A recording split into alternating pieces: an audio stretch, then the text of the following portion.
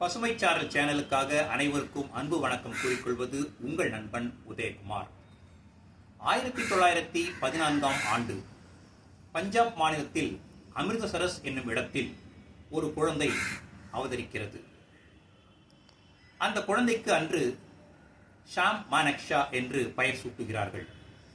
அன்று அவர்களுக்கு தெரியாது இந்த குழந்தையின் பெயர் பின்னாளில் இந்திய சரித்திரத்தில் பொன் எழுத்துக்களால் பதிக்கப்படும் என்று. ஆம், அவர்தான் பின்னாளில் ஜெனரல் மானக்ஷா என்று போற்றப்பட்டவர்.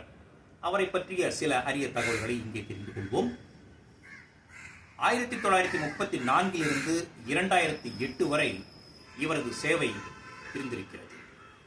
சேவை என்றால் சாதாரண சேவை அல்ல. இவர் பார்க்காத போர் அல்ல. 2ஆம் உலகப் போரை பார்த்திருக்கிறார்.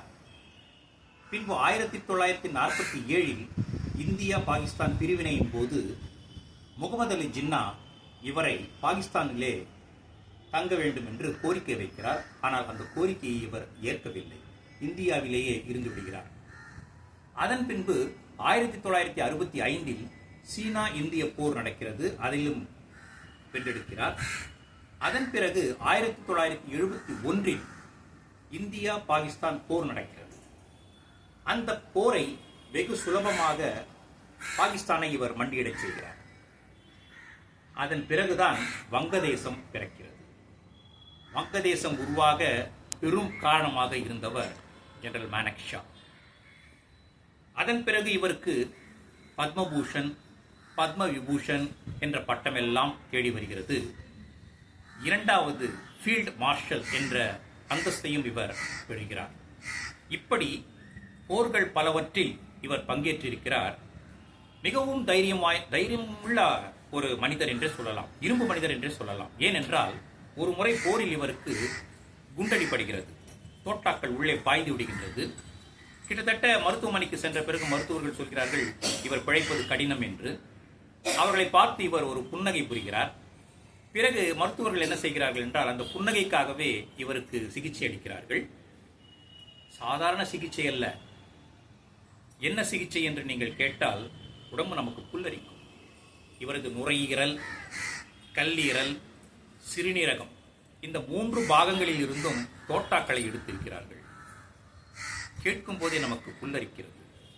இப்படி அவர் போரில் அடிபட்டு அந்த உயிர் பிழைத்த பிறகு கிட்டத்தட்ட 2008ஆம் ஆண்டு வரை கிட்டத்தட்ட 94 ஆண்டுகள் இவர் உயிர் வாழ்ந்திருக்கிறார். ஓய்வு காலத்திற்கு பிறகு இவர் என்ன சொல்லியிருக்கிறார் என்றால், நான் தமிழ்நாட்டில் உள்ள குன்னூரில் தான் குடியிருப்பேன் என்று. அதற்கேற்றவாறு இறுதி வரை குன்னூரில் தான் இவர் வாழ்ந்திருக்கிறார். அவர் இயற்கை எய்திய பிறகும் இங்கேதான் கல்லறை அமைத்திருக்கிறார்கள்.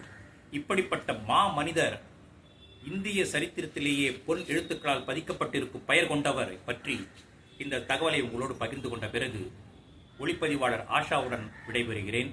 நன்றி, வணக்கம்.